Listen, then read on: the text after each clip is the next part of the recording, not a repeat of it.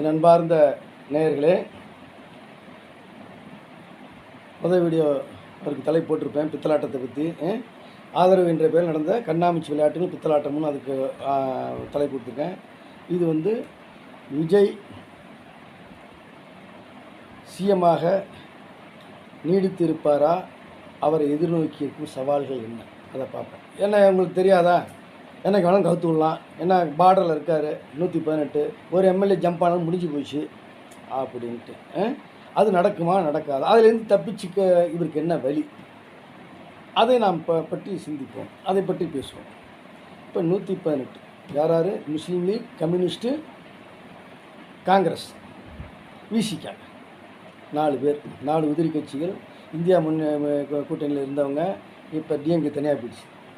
இவர்கள் அத்தனை பேரும் இப்போ கொடுக்குற ஸ்டேட்மெண்ட் என்னன்னா, வெளியிலிருந்து ஆதரவு மட்டுமே, நாங்கள் தொடர்ந்து ஸ்டாலினுடன் பயணிப்போம், திமுகவுடன் பயணிப்போம் என்பது அவர்களுடைய ஸ்டேட்மெண்ட், பகிரங்கமாக அளித்த ஸ்டேட்மெண்ட். அதில் யாருக்கும் மறுப்பு இருக்க முடியாது. நாங்கள் அந்த கூட்டணியில் நீடிக்கிறோம், ஸ்டாலினோட தான் இருக்கிறோம் அப்படின்னு சொல்லிட்டு. சரி, இருக்கிறீங்க அப்படின்னா ஒரு எம்எல்ஏ இந்த ஃப்ளோர் டெஸ்ட்டில் ஓட்டு அளிக்காமல் விட்டுட்டாங்கன்னா போச்சு, அன்றைக்கே 13ஆம் தேதி காலி. ஆனால் செய்வாங்கலாம் செய்ய மாட்டாங்க. ஏன்னா இன்னொரு அப்படி செஞ்சிட்டா இவங்க 2 பேரில் யாருக்கும் மெஜாரிட்டி. அப்போ 2 பேரும் ஒன்றா சேர்ந்து, ஏடிஎம்கே டிஎம்கே ஒன்றா சேர்ந்தால் தான் இதை செய்ய முடியும். 2 பேரும் ஒன்றா சேர்றதுக்கு குதிரை கொம்பு தான் அப்படின்றது. ஆனால் சேர்றதுக்கு சான்ஸ் இருக்குன்றாங்க. ஆனால் இவர் சொல்லிட்டார், ஸ்டாலின் ஒரு 6 மாதம் பார்ப்போன்ட்டார். ஆக 6 மாதத்துக்கு ஆபத்து இல்லை, சிஎம் நாற்காலிக்கு, விஜய்க்கு சிஎம் நாற்காலியில் ஆபத்து இல்லை அப்படிங்கிறது புரிந்து கொள்ள முடிகிறது. ஆனால் விசிகா கடைசி வரை முடிவு சொல்லாமல் இருந்தது யாரால், யாருடைய ப்ரெஷரால், யாருடைய இதாலன்னா, நான் கூட ரொம்ப ஹையாக போய் இதுக்கு கூட நினச்சிட்டேன், பிஜேபிகிட்டே மாறி போயிட்டால் உள்ளுக்குள்ளே டீலிங் இருக்குமோ, நீ கொடுக்காத, தோற்று போட்டோம் கவர்னர் ஆட்சி கொண்டு வந்துடுவோம் அப்படிங்கிற மாதிரி. எதை இப்போ தான் பொட்டி கேளுங்கிறாங்க, தட்டி கேளுங்கிறாங்க, வண்டிங்கிறாங்க, அதெல்லாம் என்ன சொல்ல முடியலையே. அது யார் எந்த இதுலையும் எப்படி மாறலாம். அதுக்கு பேர் தார்மீகமாக, இது அரசியலில் என்னவெல்லாம் நடக்கலாம்ப்பா, அரசியல், அதுக்கு பேர் அரசியல், சாக்கடை அரசியல்.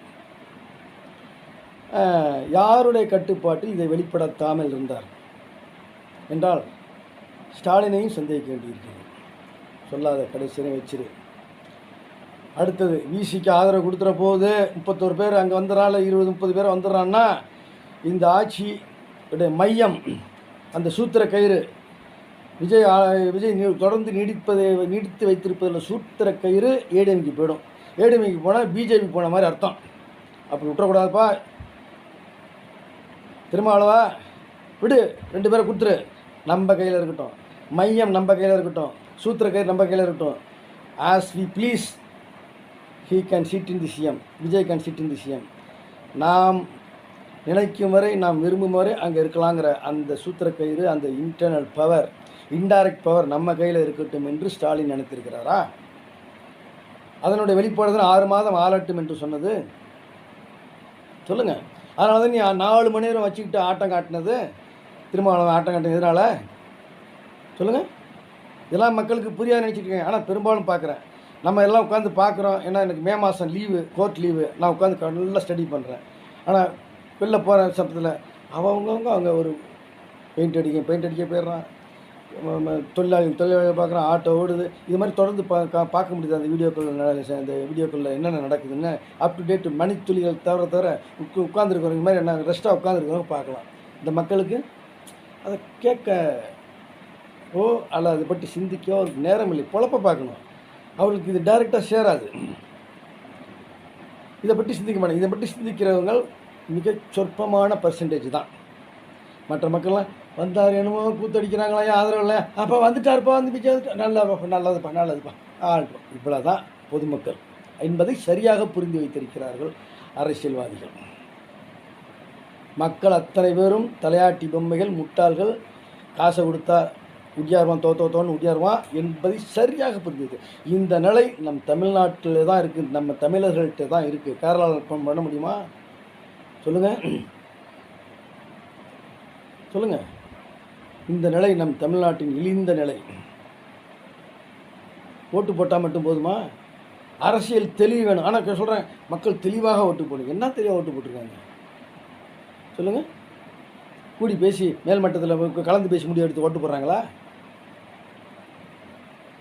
ரொம்ப வேதனையாக இருக்குங்க. சரி, பாயிண்ட்டுக்கு வருவோம். அப்போ இந்த சூத்திர கயிறு நம்மள்கிட்ட இருக்கணும்னு. அப்போ திருமாவளவனுடைய 2ஆம் கட்ட உயர்மட்ட தலைவராக வன்னியரசு எம்எல்ஏ இதில் விழுப்புரத்துக்காரர் அங்கேருந்து தேர்ந்தெடுக்கப்பட்ட பக்கத்தில் என்ன மகிழமா என்னமோ அகிலம்னு வரும், அது நல்ல ஒரு வாயிலுக்கு வர மாட்டேங்குது, அதில் அந்த தொகுதியில் வந்தவர். அவர் போடுறாரு, இனி திருமாக்காலம் எங்களை ஒதுக்கவோ ஓரங்கட்டோ நினைத்தால் முடியாது, நாங்கள் தான் மையம்.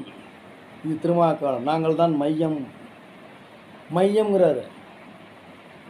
நாங்கள் எதிர்காலத்தில் இந்திய அரசியல், தமிழ்நாட்டின் அரசியலை யார் ஆளப்போறது நாங்கள் முடிவு செய்வோம், எங்கள் கையில் இருக்கிறது என்று ஆணவமாக ஒன்று போடுகிறார். இப்போ பதவி ஏற்றோன்னு விஜய் ஒன்று போட்டார், மையம் நான் தான், அங்கல்ல இங்கல்ல இங்கல்ல நான் தான் மையம் அப்படின்னாரு. எனக்கு அப்பவே புரிஞ்சு போச்சு யாருக்கு கொடுக்குற பதில்னு. எந்த துணிச்சலை சொன்னார்? மையமா, அங்கே இல்லை இங்கே இல்லை இங்கே இல்லைங்கிறியா, ஃப்ளோர் டெஸ்ட்டில் ஒரு ஆள் அமுக்கடா தோற்று போடா அப்படின்னு வீசிக்கா சொன்ன என்ன ஆகும்? அப்போ எந்த தைரியத்தில் இவர் பேசினார் விஜய்? அந்தளவுக்கு பக்கம் இல்லாதவரோ, அந்தளவுக்கு அறிவு இல்லாதவரோ, அந்தளவுக்கு கூட அரசியல் தெரியாமல் போயிடுச்சேன் இப்போ இந்த பட்ட 4 நாள்லையே. நீ போனால் போராஜா, விசி சண்முகம் தரப்பில் ஏடிஎம்கேலேருந்து ஒரு கும்பல் வருது, ஒட்டச்சிக்கிட்டு வருது, ஒரு 10 குஞ்சு 30 குஞ்சு வருது, பார்த்துக்கிறேன் அப்படிங்கிற தைரியமா? தெரியவில்லை, அது ஃப்ளோர் டெஸ்ட் தெரியும். ஆனால் நான் என்ன சொல்கிறேன்னா, விஜய் அவர்களுக்கு வந்து உட்காந்துட்டார், சந்தோஷமாக உட்காந்துட்டார், ஷீட்டை பிடிச்சிட்டார். அது முள் ஷீட், அடியில் முள் வச்சுருக்கு, உட்கார முடியாது, அப்படி நெளிஞ்சிக்கிட்டு தான் இருக்கணும். சவால்கள், நீங்கள் எதிர்கொள்ள வேண்டிய சவால்கள் அவ்வளவு இருக்கிறது.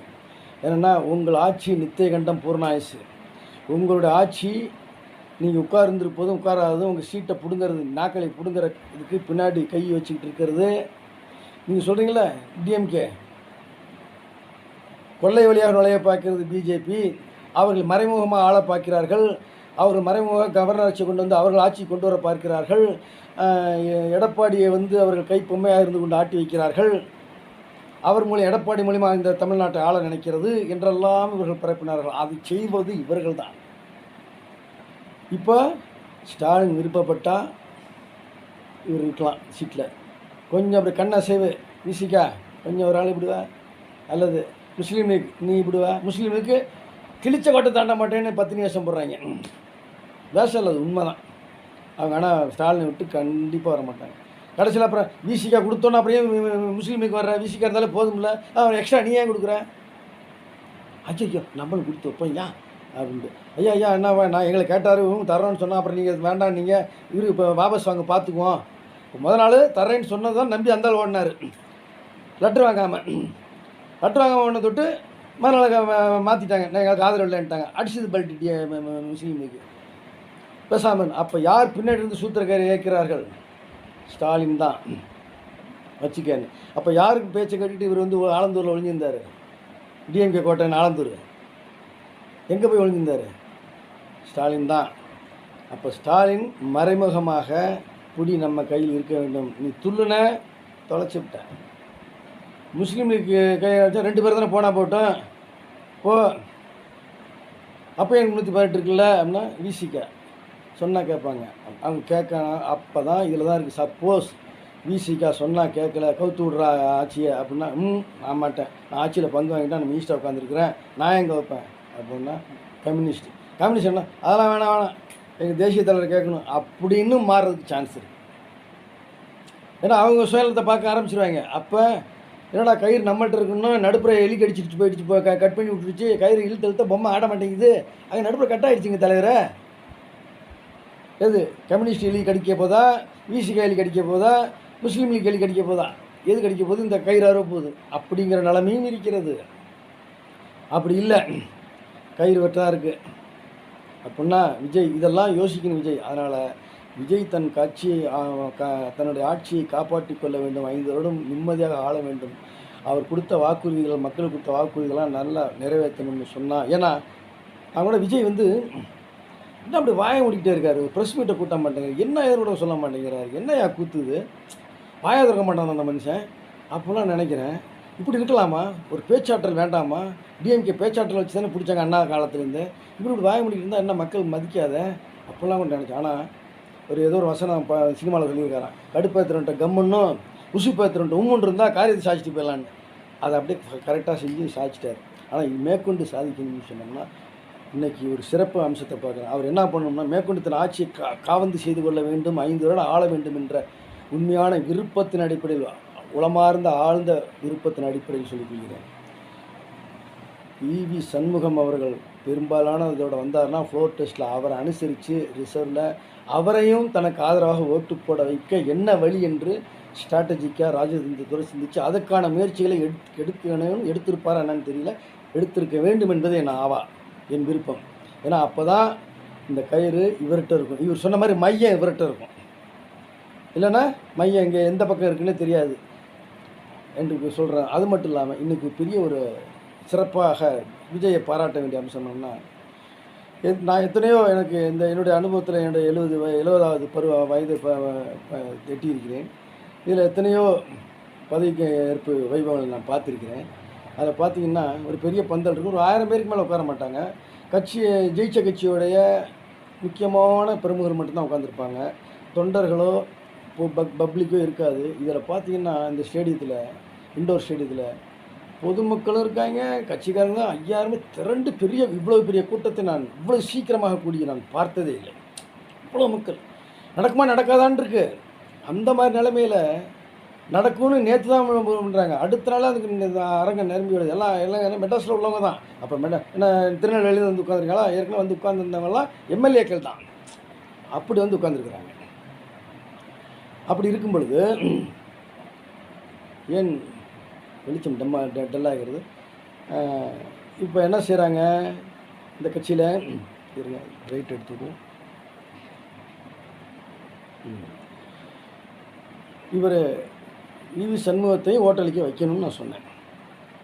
அதோட சிறப்பு அம்சம்னு சொன்னோம்னா இவ்வளோ பேர் 5000 பேர் வந்தது. அது மட்டும் இல்லாமல் அவர் உறுதிமொழி எடுக்கிறப்ப உண்மையாக இங்கேருந்து எடுத்ததாக நான் உணர்கிறேன். இப்போ ஸ்டாலின் எடுத்திருக்காரு, கலைஞர் எடுத்திருக்காரு, எம்ஜிஆர் எடுத்திருக்காரு பார்த்துருக்குறேன், ஜெயலலிதாமா எடுத்திருக்காங்க பார்த்துருக்கேன், சென்ட்ரலில் எடுத்திருக்காங்க. யார் ஒருத்தரும் உறுதிமொழி எடுத்து முடித்த பிறகு ஸ்பெஷலாக அதே மேடையில் பேசி ஒரு பைசா தொடமாட்டேன், நேர்மையாக ஆள்வேன், தொடவும் விடமாட்டேன் என்று உறுதிமொழி கொடுத்தது விஜய் ஒன்றி தான். வேறு யாரும் இல்லை. பதவியேற்பு ஒன்று போய்கிட்டே இருப்பாங்க. இந்த உறுதிமொழியை எம்ஜிஆர் கூட கொடுக்கல. மேடையில் பேசுவார், ஊழலற்ற ஆட்சி அமைப்பேன் அப்படின்னு ஓட்டு போடுங்கன்னு கேட்பார். ஆனால் உறுதிமொழி ஏற்ற பிறகு ஒரு பைசா தொடமாட்டேன், அப்படி தொடலாம், ஜெயிச்சிட்டோம், அப்படி இப்படி கொஞ்சம் ஆடி பார்ப்போம் நினைப்பு யாராச்சும் இருந்தால் தன் கட்சிக்காரர்கள் எம்எல்ஏவாக தேர்ந்தெடுக்கப்பட்டவர்களையும் மினிஸ்டராக தேர்ந்தெடுக்க போகிறவர்களையும் எச்சரிக்கிறார். யாராச்சும் அப்படி நினச்சா அந்த நினைப்பை தொடச்சி எடுத்துருங்க, டெலீட் பண்ணிவிடுங்க, அந்த நினைப்போடு இருக்காதுங்க, என் கட்சியில் எனக்கு காசு தேவையில்லை என்பது எல்லாருக்கும் தெரியும் என்று இங்கிருந்து, அதே போல் மற்ற மினிஸ்டர் இந்த 9 மினிஸ்டருமே இங்கிருந்து உறுதிமொழி எடுத்தார்கள். நான் உண்மையாக இருப்பேன்னு சத்தியம் அப்படின்னு. இது போல் ஒரு லைவாக ஒரு உயிரோட்டமாக உணர்வுபூர்வமாக யாரும் எடுக்கல இதுவரை நான் பார்த்தேன். அது ஒரு சிறப்புன்னு சொல்லி இப்படி மக்களுக்கு நன்மை செய்ய வேண்டும் என்ற ஒரு அவருடைய உள்ளத்தில் தெரிந்தது, பேச்சில் தெரிந்தது. எனவே அவர் 5 ஆண்டுகள் தொடர்ந்து ஆள வேண்டும் என்று நான் விருப்பப்படுகிறேன். அதற்கு ஒரே வழி, ஏன்னா நித்யகண்டன் பூர்ணாய் சாருக்கு அதற்கு மாற்றுக் கட்சியாகிய ஏடிஎம்கேலேருந்து அவர் கொடுக்க மாட்டேன்ட்டார் இபிஎஸ், ஈவி சண்முகம் தர தயாராக இருக்கிறார் என்று எனக்கு தோன்றுகிறது. அவரை அனுசரித்து எப்படியாச்சும் கொண்டு வந்து ஃப்ளோர் டெஸ்ட்டில் அவரை உங்களுக்கு ஆதரவாக ஓட்டளிக்க வைத்தால் நீங்கள் நிம்மதியாக ஆள முடியும் என்று கூறிக்கொண்டு இந்த வீடியோ முடிக்கிறேன். நன்றி, வணக்கம்.